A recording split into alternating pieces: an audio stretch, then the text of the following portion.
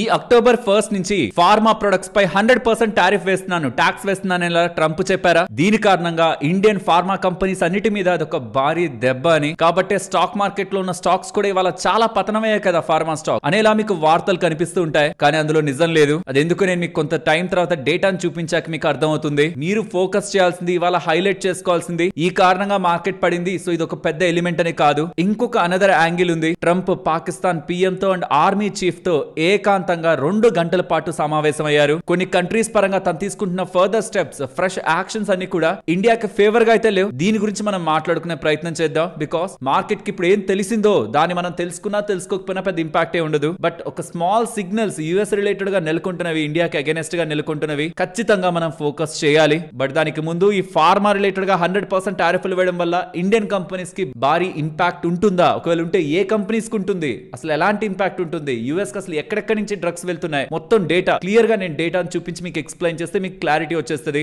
తర్వాత వాళ్ళు చేస్తున్న అనదర్ యాంగిల్, ఇండియాకి అగైనెస్ట్ గా వెళ్తున్న అనదర్ రూట్ గురించి కూడా, యుఎస్ పాకిస్తాన్ రూట్ గురించి కూడా మాట్లాడుకుందాం. అండ్ దెన్ జయశంకర్ గారు ఈ వెస్టర్న్ నేషన్స్, యూరోప్ కానీ యుఎస్ కానీ ఇండియా రిలేటెడ్ గా వ్యవహరిస్తున్న తీరుని ఎండగడుతూ కొన్ని స్టేట్మెంట్స్ చేశారు. వాటిని మాట్లాడుకుంటూ ఇండియన్ గవర్నమెంట్ కూడా అఫీషియల్ రెస్పాన్స్ యుఎస్ రిలేటెడ్ గా ఇచ్చింది. వీటిని మాట్లాడుకుంటూ మార్కెట్ రిలేటెడ్ గా ఇంపార్టెంట్ డేటాని మాట్లాడుకుంటూ వాళ్ళ ఫాల్ గురించి డిస్కస్ చేసుకుంటూ ఫర్దర్ కమింగ్ డేస్ లో మార్కెట్ పరంగా మనం ఏం ఎక్స్పెక్ట్ చేయొచ్చు, ఇంకా పతనం ఉండొచ్చా, స్టెబిలిటీ వచ్చే అవకాశం ఉందా, వీటన్నిటిని కూడా ఓవర్ సోల్డ్ జోన్స్ లోకి వెళ్ళింది Nifty or market, overall market. So ఇక్కడ స్టెబిలైజ్ అవ్వచ్చు, టెక్నికల్ ఇండికేటర్స్ కానీ పీసీఆర్ కానీ ఆర్ఎస్ఐ కానీ ఇవన్నీ చెప్తూ ఉంటాయి మీకు. బట్ వాటి ఒక రియాలిటీస్ ని మాట్లాడుకుంటే వాళ్ళ వీడియోని నేనేం అనుకుంటున్నాను మార్కెట్ పరంగా అనేది మీకు ఎక్స్ప్లెయిన్ చేసి ఎండ్ చేస్తాను. Hello friends, welcome to day trader Telugu. Good evening. First, US 100% tariff pharma మీద వేస్తున్నారంటే ఇండియాని టార్గెట్ చేస్తున్నట్ట అంటే కాదు. H1B వీసా క్లియర్లీ ఇండియాని టార్గెట్ చేస్తున్నట్టే, కానీ ఫార్మాది వేస్తున్నది ఇండియాని టార్గెట్ చేస్తున్నట్టు కాదు. ఎందుకంటే ఈ 100% టారిఫ్ వేస్తున్నది ఎవరి మీద అని చెప్తున్నారు?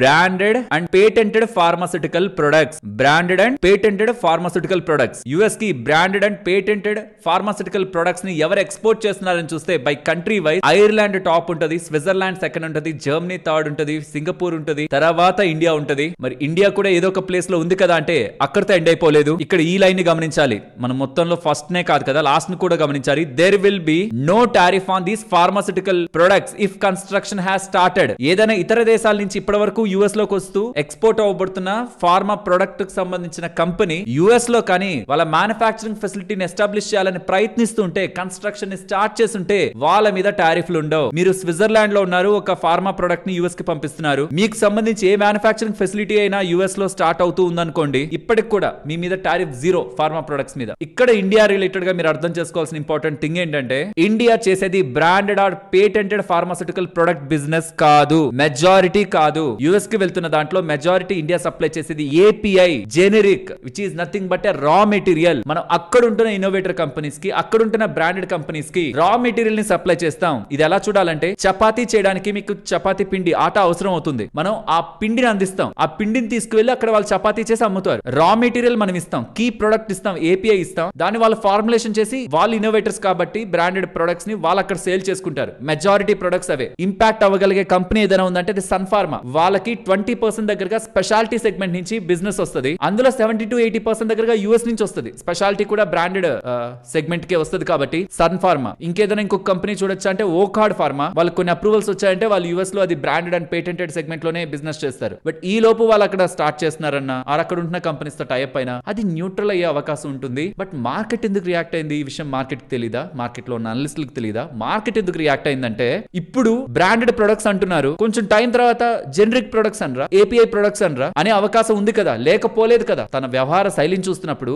ఇలాంటి అన్సర్టనిటీ ఉండే పనులు చేస్తారనే కదా చాలా టైం బ్యాక్ నుంచి అనుకుంటున్నాం. ట్రంప్ భయమే కదా మార్కెట్ కు ఉన్నది, ఇండియన్ మార్కెట్స్ కి ఇంకేముంది స్పెషల్ గా ఇది కాకుండా. సో కొత్తగా ఇంకేదైనా చేస్తారేమో, మళ్ళీ జెనరిక్ ప్రొడక్ట్స్ ఏమైనా పట్టుకొస్తారేమో, ఇక్కడ క్లియర్ గా మెన్షన్ చేయలేదేమో, లేకపోతే మళ్ళీ వాళ్ళ సైడ్ నుంచి ఉన్న ఎవరో ఒకరు బయటకు వచ్చి జెనరిక్ ప్రొడక్ట్స్ కూడా ఇంక్లూడెడ్ అంటే మాత్రం most of the pharma products అన్ని మంది జెనరిక్ ప్రొడక్ట్స్. నేను మీకు గతంలోనే చెప్పాను, మళ్ళీ చెప్తున్నాను. ఇప్పుడు టూత్ పేస్ట్ మీద పెంచడం, లేకపోతే సాల్ట్ మీద పెంచడం, లేకపోతే రైస్ మీద పెంచడం, ట్యాక్స్లు నేయడం ఎంత ప్రమాదకరమో, మెడిసిన్స్ మీద కూడా, హెల్త్ కేర్ సిస్టమ్ మీద కూడా టచ్ చేయడం అంతే ప్రమాదకరం. స్విట్జర్లాండ్ లో ఉన్న కంపెనీ, ఐర్లాండ్ లో ఉన్న కంపెనీ యుఎస్ కి పంపిస్తున్న దాని మీద 100% ట్యాక్స్ కట్టాలంటే దాన్ని పాస్ చేసేది ఎవరికి? యుఎస్ లో ఉన్న ప్రజలకి. ఎప్పుడు ఐర్లాండ్ లో ఉన్న కంపెనీ, స్విట్జర్లాండ్ లో ఉన్న కంపెనీ నష్టపోతుంది? వాళ్ళ దగ్గర ఉంటున్న మెడిసిన్ కంటే ఆల్టర్నేటివ్ మెడిసిన్ యుఎస్ కంపెనీ తయారు చేస్తే. అలా జరుగుద్దా? పేటెంట్ పేటెంటెడ్ బ్రాండెడ్ ప్రొడక్ట్స్ అవి 100% ఆ ఇంపాక్ట్ ని బాడీ మీద క్రియేట్ చేసేలా ఉండవు కదా. సో ఒక మోట్ ఉంటుంది ఒక డ్రగ్ కి, అది ధర పెరిగింది అనుకోండి ఖచ్చితంగా పెంచే కొనాల్సి వచ్చే అవకాశం ఉంటుంది. ఇప్పుడు ఆ డబ్బులు కట్టేది ఎవరు మరి? యుఎస్ ప్రజలు. కాబట్టి ట్రంప్ కూడా చాలా తెలివిగా అమెరికాలో కన్స్ట్రక్షన్ స్టార్ట్ చేస్తే టారిఫ్ ఉండదని ఇస్తున్నారు. కన్స్ట్రక్షన్ స్టార్ట్ చేస్తే అంటే ఇప్పుడు ఇమీడియట్ గా ఫార్మా కంపెనీస్ అన్ని పరిగెత్తుకుంటూ వెళ్లి యుఎస్ లో కన్స్ట్రక్షన్ స్టార్ట్ చేయాలి. అది ఒక్కటే తన ఉద్దేశం.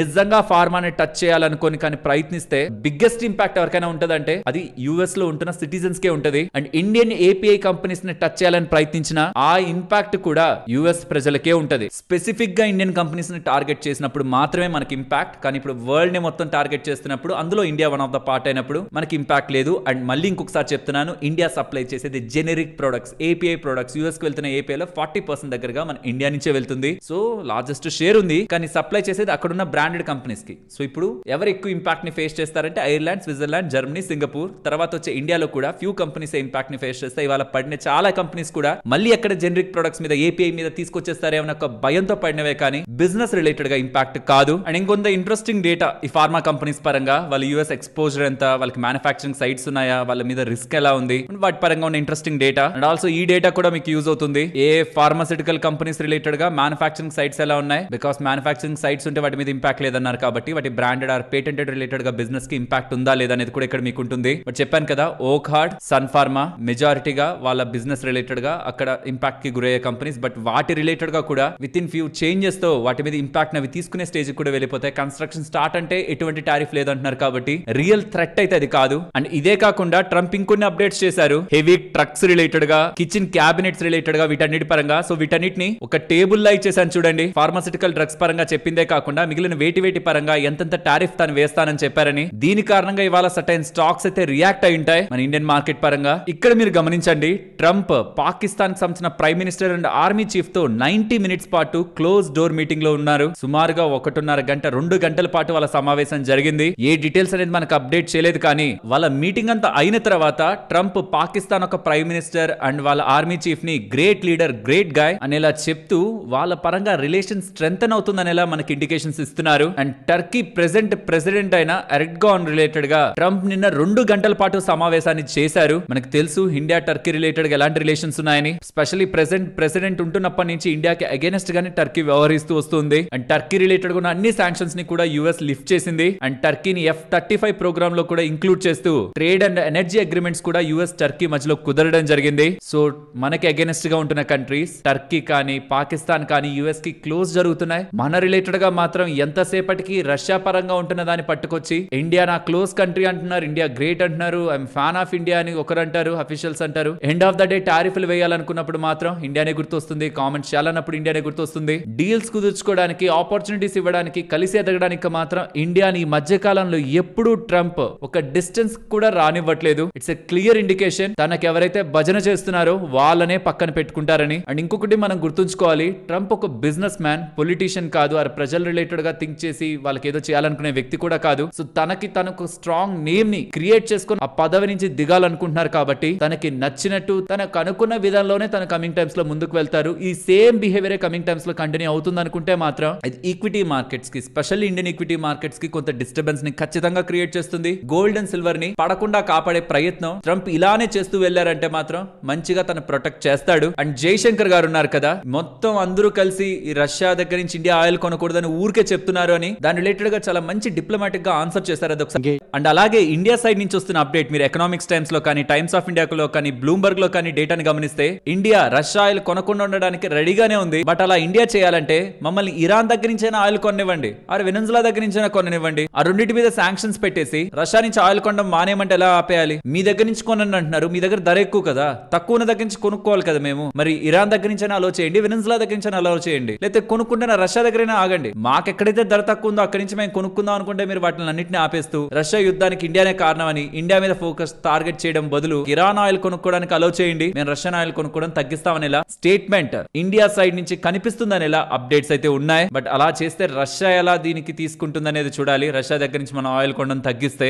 ప్రాబబ్లీ రష్యాకి ప్రాపర్ గా ఎక్స్ప్లెయిన్ చేస్తే ఆ స్టెప్ తీసుకుంటారని అనుకుంటున్నాను గవర్నమెంట్ సైడ్ నుంచి. అండ్ మన ఇండియా డెలిగేట్స్ వెళ్లారు కదా, మన కామర్స్ మినిస్టర్ పీయూష్ గోయల్ గారు వెళ్లారా? డిస్కషన్స్ ఎలా జరిగాయో తెలియట్లేదు కానీ ఇక రేపు వచ్చేస్తున్నారట, ఇండియాకి వచ్చేస్తున్నారు. మరి మంచిగా జరిగాయా? జరిగితే ఇంకొద్ది రోజులు ఉండుంటారేమో. మరి ఎలా ఉందో అప్డేట్ అప్డేట్ తెలియట్లేదు, కానీ probably in coming days further ఇంకొక అప్డేట్ మనకి యుఎస్ నుంచి మన ట్రేడ్ డీల్ పరంగా ఉండే అవకాశం ఉంది. మంచిగా ఉండాలని ఎక్స్పెక్ట్ చేద్దాం, బికాస్ ఇప్పటి వరకు ఏ మంచి లేదు ట్రంప్ సైడ్ నుంచి ఇండియాకి. టార్గెట్ మాత్రమే కనిపిస్తుంది. జస్ట్ బికాస్ తను యుద్ధం ఆపాడంటే ఒప్పుకోలేదు అండ్ వాళ్ళ అగ్రి ప్రొడక్ట్స్ ఇండియాలోకి రావడాన్ని ఒప్పుకోవట్లేదు అన్న ఒక కారణం చేత ఈ లెవెల్ కి దిగి మరి ఒక కంట్రీని టార్గెట్ చేయడం, స్పెషల్లీ ఇండియాని టార్గెట్ చేయడం, సాఫ్ట్ బై బిహేవియర్ ఇప్పటి వరకు చూపించిన ఇండియాని టార్గెట్ చేయడం, అది కూడా వాళ్ళకి ఏం లాభం రాదని తెలిసి కూడా టార్గెట్ చేయడం అనేది నాకు తెలిసి ద హిస్టరీ ఎటువంటి థ్రెట్ లేదని తెలిసి కూడా టార్గెట్ చేయడం ట్రంప్ కే చెల్లింది. అండ్ ఈవెన్ అఫీషియల్ గా మినిస్ట్రీ ఆఫ్ కామర్స్ దగ్గర నుంచి కూడా ఇవాళ ఈవినింగ్ మనకు ఒక అప్డేట్ అయితే వచ్చింది. డిస్కషన్స్ అన్ని అయ్యాయి 22 నుంచి 24 వరకు. మోస్ట్లీ ఇరు దేశాల మధ్యలో సంబంధాలని బలపరచాలనే డిస్కషన్స్ ఉన్నాయి. పాజిటివ్ వేలోనే డెవలప్మెంట్స్ ఉంటుందని ఎక్స్పెక్టేషన్స్ లో ఉన్నాం. ఇండియన్ గ్రోత్ స్టోరీలో బిజినెస్ లీడర్స్ కాన్ఫిడెన్స్ ని చూపిస్తున్నారనేలా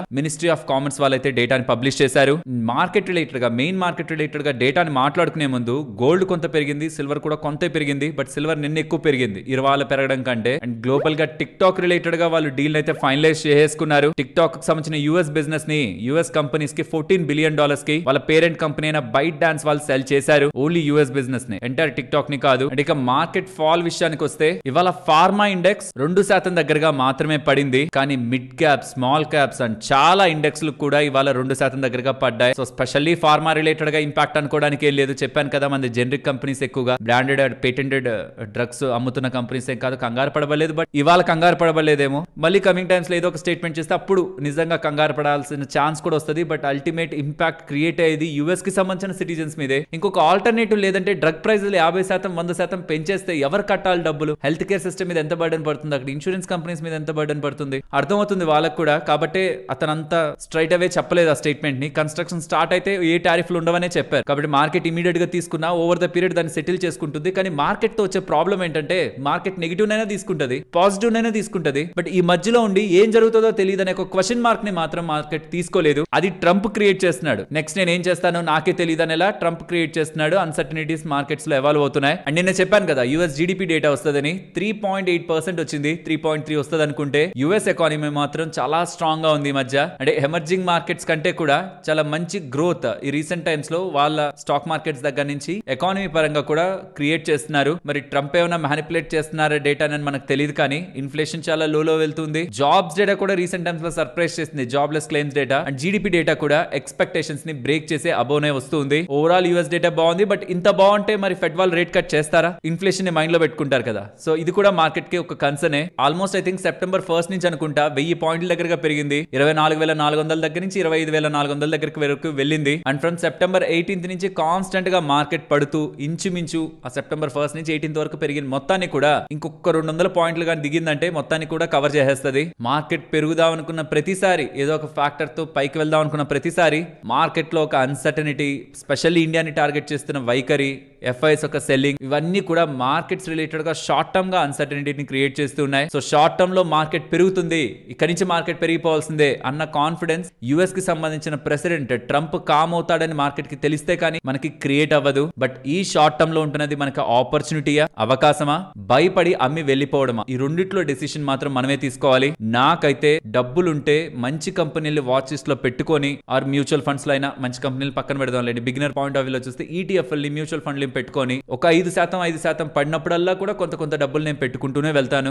ఈ రోజు ఇక్కడ ఉంటున్న మార్కెట్ నెక్స్ట్ సంవత్సరం రోజుల్లోనూ, 2 సంవత్సరాల్లోనూ, 3 సంవత్సరాల్లోనైతే ఇక్కడైతే ఉండదు. మరి అలాంటప్పుడు ఇలాంటి సందర్భాలు ట్రంప్ రిలేటెడ్ గా క్రియేట్ అయ్యే షార్ట్ టర్మ్ ఈవెంట్స్ కారణంగా ఉంటుంది. మనకు అవకాశమా, భయపడి వెళ్ళిపోవడం అనేది మనమే ఆలోచించుకోవాలి. టెక్నికలీ మార్కెట్ అయితే ఓవర్ సోల్డ్ జోన్ లో ఉంది. ఆర్ఎస్ఐ పరంగా, పీసీఆర్ పరంగా ఈ ఇండికేటర్స్ అన్ని కూడా మార్కెట్ ఓవర్ సోల్డ్ జోన్. కనీసం ఒక చిన్న మూవ్ పైకి వచ్చి మళ్ళీ పడాలన్నా పడచ్చు, కానీ కొంచెం చిన్న మూవ్ కోసం అయితే మార్కెట్ లో పెండింగ్ ఉంది technically. Let's see Monday market ఎలా రియాక్ట్ అవుతుందని. అండ్ ఎఫ్ఐఎస్ ఒక సెల్లింగ్ ఈ మధ్య కాలంలో, స్పెషల్లీ ఈ నెలలో లేనంత హైయెస్ట్ సెల్లింగ్ 4,995 కోట్ల దగ్గరగా చేశారు. బట్ డిఐఎస్ కూడా మంచిగానే బై చేశారు 5,103 crore దగ్గరగా. బట్ ఎఫ్ఐఎస్ ఒక సెల్లింగ్ ఆగట్లేదని గుర్తుంచుకోవాలి. అండ్ వాళ్ళ షార్ట్స్ కూడా 84% దగ్గరగా ప్రెసెంట్ మార్కెట్ లో అయితే మెయింటైన్ అవుతూ ఉన్నాయి. సో తను ఉన్నంత కాలం ప్రతిరోజు సర్ప్రైజే. అది కొన్నిసార్లు పాజిటివ్ గా ఉంటుంది, కొన్నిసార్లు నెగిటివ్ గా ఉంటుంది. కానీ మనం ఇన్వెస్టర్స్ లాంగ్ టర్మ్ కోసం ఇన్వెస్ట్మెంట్ చేసామన్న క్లారిటీ మనకుంటే షార్ట్ టర్మ్ లో తను చేస్తున్న నెగిటివ్ థింగ్స్ కి రాంగ్ రాంగ్ డెసిషన్ ని తీసుకో. అండ్ ఎవరైనా మార్కెట్ నుంచి ఎగ్జిట్ అవ్వాలనుకుంటుంటే ఈ మధ్య కాలంలో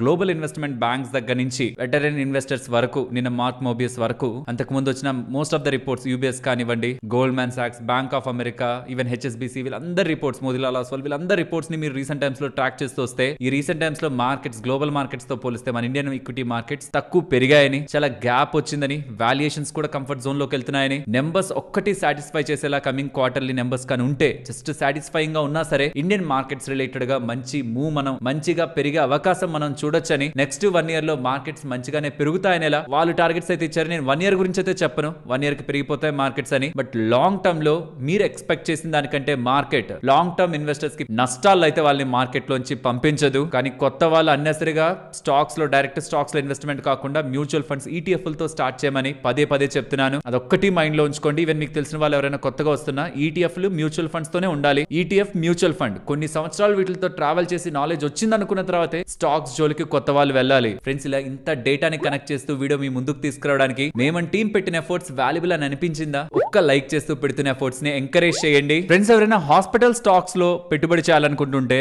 మరి వాళ్ళు కమింగ్ టైమ్స్ లో ఎలా గ్రో అవుతారని తెలిస్తేనే కదా మీకు కమింగ్ టైమ్స్ లో ఏ స్టాక్స్ లో ఎంత గ్రోత్ ఉంటుంది అనేది అర్థమవుతుంది. అసలు hospital stocks and coming times లో రెవెన్యూ పరంగా, మార్జిన్ పరంగా మేము ఎలా గ్రో అవుతామని గైడెన్స్ ఇచ్చిన మొత్తం డేటా కూడా మీకు ఇమేజ్ లో ఉంటుంది. హాస్పిటల్ స్టాక్స్ రిలేటెడ్ గా రీసెంట్ టైమ్స్ లో మార్కెట్ పడుతున్నవి చాలా స్టేబుల్ గా ఉన్నాయి. కమింగ్ టైమ్స్ లో కూడా ఇండియాలో హాస్పిటల్ రిలేటెడ్ గా మంచి బిజినెస్ జరిగే అవకాశం ఉంటుంది, అన్లెస్ గవర్నమెంట్ ఇంటరప్ట్ చేస్తే తప్పించి. ఇది one of the few sectors where వాళ్ళు చెప్పే ప్రైస్ ని ఎవరు బార్గెయిన్ చేయలేరు, తగ్గించి తీసుకోండి అని ఎవరు చెప్పరు, చెప్పిన దానికి కట్టి వెళ్లాల్సిందే అనేలా వాళ్ళ బిజినెస్ ఉంటుంది. ఎవరైనా హాస్పిటల్ స్టాక్స్ లో బిజినెస్ రిలేటెడ్ గా వాళ్ళు స్టడీ చేస్తున్న వాళ్ళ గైడెన్స్ ఏంటి, కమింగ్ టైమ్స్ లో ఎలా గ్రో అవుతారని చెప్పిన డేటా కోసం అయితే ఈ ఒక్క ఇమేజ్ మీకు సరిపోతుంది. నెక్స్ట్, ఈ మధ్య కాలంలో బంగారం భారీగా పెరుగుతుండేసరికి రికార్డ్ స్థాయిలో గోల్డ్ డిమాండ్ కూడా తగ్గిందని, రికార్డ్ స్థాయిలో గోల్డ్ ధరలు పెరిగాయి, అలాగే డిమాండ్ కూడా తగ్గిందని మన వాళ్ళందరూ కూడా ధరలు తగ్గితే తీసుకుందాం అనుకొని వెయిట్ చేస్తున్నారు. ఆర్ తీసుకోవాల్సి వస్తే కూడా 18 క్యారెట్ గోల్డ్ కి వెళ్తున్నారు. ఇన్ఫాక్ట్ దానికంటే తక్కువ క్యారెట్ గోల్డ్ కూడా వెళ్తూ గోల్డ్ ఒక కన్సంప్షన్ ని తగ్గించే ప్రయత్నం చేసుకుంటున్నారు. ఫెస్టివ్ సీజన్ ఈ దీపావళి టైంలో ఉంటున్న దాంతో కంపేర్ చేస్తే, ఈ త్రూ అవుట్ అక్టోబర్ అంతా కూడా కంపేర్ చేస్తే ఆల్మోస్ట్ 50% దగ్గరగా గోల్డ్ ధరలు అయితే పెరిగాయి. కాబట్టి లాస్ట్ టైం చూపించినంత ఇంట్రెస్ట్ మన వాళ్ళు చూపిస్తారని ఒక క్వశ్చన్ మార్క్ ఇండస్ట్రీలో ఉంది. దానికి తగ్గట్టే మన వాళ్ళ రిలేటెడ్ గా ఇంట్రెస్ట్ కూడా ఈసారి గోల్డ్ జ్యువెలరీ పరంగా తగ్గిందని, ఆల్మోస్ట్ ఒక 30% దగ్గరగా ఇయర్ ఆన్ ఇయర్ కంపారిజన్ లో వాల్యూమ్స్ అయితే డ్రాప్ అయ్యాయని, రీసెంట్ టైమ్స్ లో ఫెస్టివ్ సీజన్ లోనే డ్రాప్ అయ్యాయని డేటా అయితే అప్డేట్ అవుతుంది. సో ఈ ఫెస్టివ్ సీజన్ లో యూజువల్లీ గోల్డ్ కొనేవాళ్ళు నార్మల్ టైమ్స్ లో అయితే ఉండేవాళ్ళేమో, కానీ ఇప్పుడు ఉంటున్న ధరలకైతే నాకు తెలిసి బంగారానికి దూరం జరిగేలా ఉన్నారు. మీరు ఒకవేళ ఈ పండగల టైంలో ఏమైనా బంగారం కొనాలనే ప్లాన్స్ లో ఏమైనా ఉన్నారా? మీ అభిప్రాయం ఏంటి? ప్రెసెంట్ ఉంటున్న గోల్డ్ ధరలో బంగారం కొనాలని మీరు అనుకుంటున్నారా, లేకపోతే వెయిట్ చేద్దాం అనుకుంటున్నారా, లేదు ఇంకా పెరిగిపోతుంటే ఇంకా బంగారాన్ని కంప్లీట్ గా అవాయిడ్ చేద్దాం అనే మెంటాలిటీ మన వాళ్ళలో డెవలప్ అవుతుందా? మీ అభిప్రాయాన్ని వీలైతే కామెంట్ సెక్షన్ లో చెప్పండి. నేను అనుకోవడం కమింగ్ టైమ్స్ లో లోయర్ క్యారెట్స్ పరంగా 18 కానీ 9 కానీ వాటి పరంగా ఎక్కువ జ్యువెలరీస్ మార్కెట్ లో అరైజ్ అవుతాయేమో అని. బికాస్ ఒక సర్టైన్ లిమిట్ తర్వాత దీనికి అంతంత డబ్బులు పెట్టాలంటే కూడా ప్రెసెంట్ ఉంటున్న కండిషన్స్ లో పీపుల్ దానికి ఇంపార్టెన్స్ ఇస్తారనేది question. And with the time maybe ladies కూడా జ్యువెలరీ పరంగా ఉంటున్న వాళ్ళ ఇంట్రెస్ట్ ని తగ్గించుకుంటారేమో. With the next generations jewellery పరంగా అంత ఇంట్రెస్ట్ చూపించరేమో అనిపిస్తుంది. బికాస్ మీరు ఇతర కంట్రీస్ కి వెళ్ళారనుకోండి, జ్యువెలరీస్ అంత వేసుకోరు. కాబట్టి maybe with time jewellery related గా ఇంట్రెస్ట్ తగ్గుతుందేమో అని ఒక క్వశ్చన్ మార్క్. దీని రిలేటెడ్ గా మీకుంటున్న ఒపీనియన్స్ ని కూడా వీలైతే షేర్ చేయండి. ఫ్రెండ్స్, ఇప్పుడు షేర్ చేసిన డేటా మీకు వాల్యుబుల్ గానే అనిపించిందా? దెన్ వీడియోని తప్పకుండా లైక్ చేయండి. అండ్ ఇవాళ ఐటీ స్టాక్స్ పడ్డాయి కదా, యాక్సెంచర్ నెంబర్స్ బానే వచ్చాయనే కదా అనుకున్నాం. ఐటీ స్టాక్స్ ఎందుకు పడ్డాయి? దీని రిలేటెడ్ గా NDTV profit executive editor Neeraj Shah గారు ఒక ఇంపార్టెంట్ స్టేట్మెంట్స్ అయితే చేశారు. అది ఇక్కడ మీకు స్క్రీన్ ముందు ఉంచుతున్నాను. Accenture posted decent Q4 numbers with revenue, overall bookings మంచిగానే పెరిగిన ఇండియన్ స్టాక్స్ ఎందుకు పడ్డాయంటే, మంచి జాబ్లెస్ క్లెయిమ్స్ డేటా చెప్పాను కదా మార్కెట్ అనాలిసిస్ లోనే, జాబ్లెస్ క్లెయిమ్స్ డేటా అసలు చాలా మంచిగా వచ్చేసింది. అండ్ జీడిపి డేటా బాగా వస్తుండేసరికి రేట్ కట్ ఇంకెక్కడ చేస్తారులే, రేట్ కట్ ఎక్కడ ఉంటుందనే ఒక ఎక్స్పెక్టేషన్స్, అంటే రేట్ కట్ ఉండదేమో అనుకునే భయాలు ఐటీ స్టాక్స్ మీద ఇంపాక్ట్ ని చూపించాయని చెప్తున్నారు. Even BFSI banking and financial space కానీ జనరేటివ్ AI పరంగా బుకింగ్స్ కూడా అవుట్ పర్ఫార్మ్ చేశాయి. FY26 గైడెన్స్ వీకే, కానీ గతంతో కంపేర్ చేస్తే అది బెస్టే. ఓవరాల్ గా చూస్తే అది వీకే. అది నిన్నటి వీడియోలో కూడా చెప్పాను. FY25 తో కంపేర్ చేస్తే FY26 ఎలా ఉందని. సో ఓవరాల్ యాక్సెంచర్ నెంబర్స్ కారణంగా ఐటీ స్టాక్స్ పడలేదు. మ్యాక్రో ఎకనామిక్ డేటా USD బాగా వస్తుండేసరికి ఇంకా రేట్ కట్లు ఎక్కడ జరుగుతాయి, రేట్ కట్లు జరగకపోతే ఐటీ స్టాక్స్ పడాలి కదా అని, బికాస్ రేట్ కట్ జరుగుతుందని ఐటీ స్టాక్స్ పెరిగాయి కదా కొంత, దాన్ని మళ్ళీ వెనక్కి తీసే ప్రయత్నం మార్కెట్ చేస్తుందని ఎన్డీటీవీ ప్రాఫిట్ ఒక ఎగ్జిక్యూటివ్ ఎడిటర్ నీరజ్ షా గారి స్టేట్మెంట్స్ అయితే ఉన్నాయి. నెక్స్ట్ మోతీలాల్ ఒస్వాల్ వాళ్ళు ఒక ఇంట్రెస్టింగ్ ఇన్వెస్ట్మెంట్ అయితే చేస్తున్నారు. 110 crores ని ఐఎల్జేఎన్ ఎలక్ట్రానిక్స్ లో, ఇది ఇప్పుడు హోలీ ఓన్డ్ సబ్సిడరీ అయిపోయింది అనమాట మోతీలాల్ ఒస్వాల్ కి. 110 కోట్ల దగ్గరగా ఇన్వెస్ట్మెంట్ చేస్తున్నారు. ఈ ఐఎల్జేఎన్ వాళ్ళు ఏం మ్యానుఫ్యాక్చర్ చేస్తారంటే ప్రింటెడ్ సర్క్యూట్ బోర్డ్స్ ని ఫర్ మల్టిపుల్ ఇండస్ట్రీస్ వీళ్ళు మేక్ చేస్తున్నారు. పీసీబీస్ ని అండ్ పీసీబీఎస్ ని కూడా మేక్ చేస్తున్నారు. FY25 రెవెన్యూ ఆల్మోస్ట్ 1460 crore దగ్గరగా ఉంది. అండ్ FY24 దాంతో పోలిస్తే చాలా స్ట్రాంగ్ జంప్ వచ్చినట్టు అనమాట. సో ఇది కోర్ బిజినెస్ కాదు కదా, మోతీలాల్ ఒస్వాల్ వాళ్ళది ఫైనాన్షియల్ సైడ్ కదా ఉంది బిజినెస్, ఇదేంది ఇది ఎలక్ట్రానిక్ సైడ్. సో దీన్ని వీళ్ళు ఎలా జస్టిఫై చేస్తున్నారంటే ట్రెజరీ బుక్ లో ఉంటున్న ఇన్వెస్ట్మెంట్ లా చెప్తున్నా, long term sustainable returns valuations పరంగా తీసుకురావడానికి ఇన్వెస్ట్మెంట్ చేసినట్లయితే వీళ్ళు చెప్తున్నారు. రీసెంట్ టైమ్స్ లో మంచి గ్రోత్ ఉంటున్న కంపెనీలోనే వీళ్ళు ఇన్వెస్ట్మెంట్ చేస్తున్నట్టు. టాటా వాళ్ళు ఏదో కొంచెం పెద్దగానే ప్లాన్ చేస్తున్నట్లు కనిపిస్తుంది. బిగ్ సెమీకాన్ పుష్ రిలేటెడ్ గా వీళ్ళు ఏఎస్ఎంఎల్ అని ఒక నెదర్లాండ్ లో ఉన్న కంపెనీ, జేటీ అని ఒక సౌత్ కొరియాకి సంబంధించిన కంపెనీలో వీళ్ళు టాక్స్ లో ఉన్నారని, అంతా సరిగ్గా ఎస్టాబ్లిష్ అయితే ధోలేరాలో ఉంటున్న వీళ్ళ ఫ్యాబ్ అండ్ అస్సాం లో ఉంటున్న ఓఎస్ఏటీ ఎకోసిస్టమ్ పరంగా వీళ్ళు ఇంటర్నేషనల్ కంపెనీస్ ని టైఅప్ చేస్తూ సెమీ కండక్టర్ పవర్ హౌస్ పరంగా గవర్నమెంట్ ఎలాగో స్ట్రాంగ్ గా పిఎల్ఐ ఇస్తూ ఉంది. ఇక్కడ కాస్ట్ ఎఫిషియెంట్ లేబర్ కూడా ఉన్నారు. సో వీటి పరంగా సెమీ కండక్టర్ బిజినెస్ పరంగా ఫ్యాబ్ అండ్ ఓఎస్ఏటీ పరంగా ఫ్యూచర్ లో ఒక బిగ్ బిజినెస్ నే టాటా వాళ్ళు బిల్డ్ చేయాలనుకుంటున్నట్లయితే కనిపిస్తుంది. గుజరాత్ లో ఫ్యాబ్ అంటున్నారు, అస్సాం లో ఓఎస్ఏటీ అంటున్నారు. అసలు ఫ్యాబ్ అంటే ఏంటి? Fabrication plant, semiconductor fabrication ఫెసిలిటీని ఇన్ షార్ట్ గా ఫ్యాబ్రికేషన్ ప్లాంట్ అని, ఇంకా షార్ట్ గా ఫ్యాబ్ అని పిలుస్తారు. దాని అర్థం ఎక్కడైతే చిప్స్ మ్యానుఫ్యాక్చర్ అవుతాయో, సెమీ కండక్టర్స్ మ్యానుఫ్యాక్చర్ అవుతాయో వాటిల్లే మనం ఫ్యాబ్ అని పిలుస్తాం. ఎగ్జాంపుల్ తైవాన్ కి సంబంధించిన టీఎస్ఎంసీ కానీ సామ్సంగ్, ఇంటెల్ వీళ్ళందరూ కూడా వీటిని మ్యానుఫ్యాక్చర్ చేసే వాళ్ళే. లైక్ ఒక ప్రింటింగ్ ప్రెస్ లా, చిప్స్ ని ప్రింట్ చేసే ప్రెస్ లా. ఓఎస్ఏటీ అంటే out sourced semi conductor assembly and test. Once fab లో అంటే ఈ ఫ్యాబ్రికేషన్ ప్లాంట్ లో సెమీ కండక్టర్స్ మ్యానుఫ్యాక్చరింగ్ అయిన తర్వాత వెంటనే వాటిని యూజ్ చేయరనమాట. ఆ వేఫర్స్ ని ఇండివిజువల్ చిప్స్ లా కన్వర్ట్ చేసి, చిప్స్ ని ప్యాకేజ్ చేసి, వాటిని టెస్టింగ్ చేసి బయటికి పంపిస్తారు. Finishing and packaging, quality control ఇదంతా ఇక్కడ జరుగుతుంది, ఓఎస్ఐటీ లో జరుగుతుంది. Out sourced semi conductor assembly and testing లో. దీని రిలేటెడ్ గా గ్లోబల్ కంపెనీస్ జేసీఈటీ కానీ, ఆమ్కోర్ కానీ అండ్ ఈవెన్ ఏఎస్సీ గ్రూప్ వాళ్ళు కూడా ఉంటారు కదా, వాటిని మనం ఎగ్జాంపుల్స్ గా తీసుకోవచ్చు. హోప్ మీకు ఈ టాటా వాళ్ళ రిలేటెడ్ గా ఉంటున్న బిజినెస్ వాళ్ళు ఏం చేయాలనుకుంటున్నారని దాని పరంగా క్లారిటీ వచ్చిందని. నెక్స్ట్ మారుతి సుజుకి పరంగా marketing and sales and senior executive officer అయిన పార్థో బెనర్జీ గారు ఒక ఇంపార్టెంట్ స్టేట్మెంట్ అయితే చేశారు. 80,000 ఎంక్వైరీస్ దగ్గరగా వచ్చాయని అండ్ 18,000 బుకింగ్స్ దగ్గరగా కార్స్ పరంగా వీళ్ళకి జరుగుతుందని, స్మాల్ కార్స్ రిలేటెడ్ గా స్ట్రాంగ్ డిమాండ్ మారుతి సుజుకి పరంగా కనిపిస్తుందని బిజినెస్ పరంగా అప్డేట్ చేస్తూ, ఎవరైనా ఇకపై కార్ కొనాలనుకుంటే ఎంట్రీ కార్ ఈఎంఐ 1,999 రూపీస్ పెట్టి పర్ మంత్ కడుతూ ఒక కార్ ని కొనుక్కోవచ్చు అని ఇలా తనైతే చెప్తున్నారు. కానీ ఎన్ని సంవత్సరాలు కట్టాలి, దానికి ఎంత వడ్డీ పడి ఉంటుంది, ఇదంతా మనం క్యాలిక్యులేట్ చేసుకోవాలి. తర్వాత ఈ జిఎస్టీ 2.0 ఈ ఇచ్చిన కట్ అనేది ఆటో ఇండస్ట్రీస్ కి సునామీ అని చెప్తున్నారు. ఇండియాలో ప్రతి 1000 మందికి 34 మంది దగ్గరే కారు ఉందని, కాబట్టి నెలకి కేవలం 2,000 దగ్గరగా కడుతూ 1,999 రూపాయల దగ్గరగా కడుతూ కారు కొనుక్కోవాలని ఇలా తను చెప్తున్నారు. ఇప్పటికే మన రోడ్స్ కార్స్ తో నిండిపోతున్నాయి, చాలా ట్రాఫిక్ జామ్ అయితే అవుతుంది. పబ్లిక్ ట్రాన్స్పోర్ట్ ని ఇంప్రూవ్ చేసే విధానంలో గవర్నమెంట్ వర్క్ చేయాలనేది నా అభిప్రాయం. మీ అభిప్రాయాలను కూడా చెప్పండి. Next Paras defence and space tech వీళ్ళిద్దరూ కలిసి $3.8 మిలియన్ విలువ చేసే ఆర్డర్ ని ఎల్బిట్ సెక్యూరిటీ వాళ్ళ దగ్గర నుంచి గెలుచుకున్నారని ఎక్స్చేంజెస్ కి చెప్తున్నారు. రైల్టెల్ వాళ్ళకి 970 crore విలువ చేసే government order Bihar schools related గా సైన్స్ ల్యాబ్స్ పరంగా లభించిందని, సెప్టెంబర్ 2026 లోపు ఇది కంప్లీట్ చేస్తారని రైల్టెల్ వాళ్ళైతే చెప్తున్నారు. Next BEML, Bharat forge, data patterns వాళ్ళు వీళ్ళందరూ జాయిన్ అయ్యి ఏఎంసీఏ ప్రోగ్రామ్ పరంగా బిజినెస్ చేస్తారని ఇలా చెప్తున్నారు. ఏఎంసీఏ అంటే advanced medium compact air craft. 3 కంపెనీలు కలిసి ఈ ప్రోగ్రామ్ లోకి అయితే ముందుకు వెళ్తున్నాయి. ఈ 3 కంపెనీలు కలిసే కమింగ్ టైమ్స్ లో ఏడీఏ ఏరోనాటికల్ డెవలప్మెంట్ ఏజెన్సీ పరంగా కూడా ఇంట్రెస్ట్ ని, ఎక్స్ప్రెషన్ ఆఫ్ ఇంట్రెస్ట్ ని కూడా ఫ్లోట్ చేస్తాయని, దీంతో ఇండియా పరంగా ఉన్న డిఫెన్స్ మ్యానుఫ్యాక్చరింగ్ ఇంకా స్ట్రెంథన్ అవుతుందనేలా అప్డేట్ అయితే చేస్తున్నారు. నెక్స్ట్ వారే ఎనర్జీస్ గురించి మాట్లాడుకోవాలి. వారే ఎనర్జీ స్టాక్ ఇవాళ ఎక్కువగా పడింది కదా, దీనికి ప్రధానమైన కారణం వీళ్ళ రిలేటెడ్ గా డ్యూటీ ఎవేషన్ పరంగా యుఎస్ లో ఇన్వెస్టిగేషన్ జరుగుతూ ఉందని ద హిందూ బిజినెస్ .com అనే వెబ్సైట్ లో వీళ్ళ రిలేటెడ్ గా ఒక ఆర్టికల్ పబ్లిష్ అవ్వడం, 26th సెప్టెంబర్ ని డేటా వస్తుండడం, ఇన్వెస్టిగేషన్ జరుగుతున్నది యుఎస్ లో. వన్ ఆఫ్ ద వీళ్ళ స్ట్రాంగ్ బేస్ ఉంటున్న బిజినెస్ ఉంటున్న సెగ్మెంట్ సెగ్మెంట్ లో. దాంతో స్టాక్ అయితే పడింది. దీనికి వీళ్ళు బదులిస్తూ యుఎస్ మాకు వెరీ ఇంపార్టెంట్ మ్యానుఫ్యాక్చరింగ్ బేస్ అని, గతంలోనూ మా మీద ఇన్వెస్టిగేషన్స్ జరిగాయి, వాటికి మేము హెల్ప్ చేస్తాం అండ్ ఇప్పుడు కూడా మా రిలేటెడ్ గా జరిగే ఇన్వెస్టిగేషన్స్ కి మేము హెల్ప్ చేస్తాం, ఎప్పుడు కోఆపరేట్ చేస్తాం, ఏదైనా ఫర్దర్ అప్డేట్స్ ఉంటే మేము మీతో షేర్ చేస్తామని చెప్తుండడం. అంటే దాని అర్థం ఏదో జరిగింది కదా, ఏదో ఇన్వెస్టిగేషన్ అయితే జరుగుతుంది కదా అని మార్కెట్ లో ఉంటున్న కన్సర్న్స్ స్టాక్ నైతే ఇవాళ కిందకి తీసుకువెళ్ళాయి. అసలు అలిగేషన్ ఏంటి వీళ్ళ మీద? వీళ్ళు చైనీస్ మేడ్ సోలార్ ప్యానెల్స్ ని మేడ్ ఇన్ ఇండియా అని పెట్టి మిస్లేబుల్ చేసి అక్కడ సెల్ చేస్తున్నారని, anti dumping and countervailing duties ని వీళ్ళు వైలేట్ చేశారని వీళ్ళ మీద ఆరోపణలు అయితే ఉన్నాయి. మరి చూడాలి దీన్ని వీళ్ళు ఎలా ప్రూవ్ చేసుకుంటారని. ఇవాళ వోడాఫోన్ ఐడియా రిలేటెడ్ గా హియరింగ్ ఉందన్నమాట. వీళ్ళ ఫర్దర్ గా జ్యూస్ పరంగా ఏదైనా బెనిఫిట్ ఇస్తారా, డబ్బులు తక్కువ కట్టమని వోడాఫోన్ ఐడియా వాళ్ళకి చెప్తారా అని ఇలా మార్కెట్ అయితే ఎక్స్పెక్ట్ చేసింది. కానీ సుప్రీంకోర్టు వాళ్ళు ఇప్పుడు కాదు అక్టోబర్ 6th విందాం ఆ కేసు అనేలా దాన్ని డిఫర్ చేశారు. నెక్స్ట్ రైట్స్ వీళ్ళకి $18 మిలియన్ విలువ చేసే ఆర్డర్, నియర్లీ 150 crore విలువ చేసే export and international order south Africa related గా లభించిందని అప్డేట్ అయితే చేశారు. సరిక మరి ఉండనా, మరొక ఇంట్రెస్టింగ్ వీడియోతో మళ్ళీ మీ ముందుకు వస్తాను. అంతవరకు టేక్ కేర్, జై హింద్.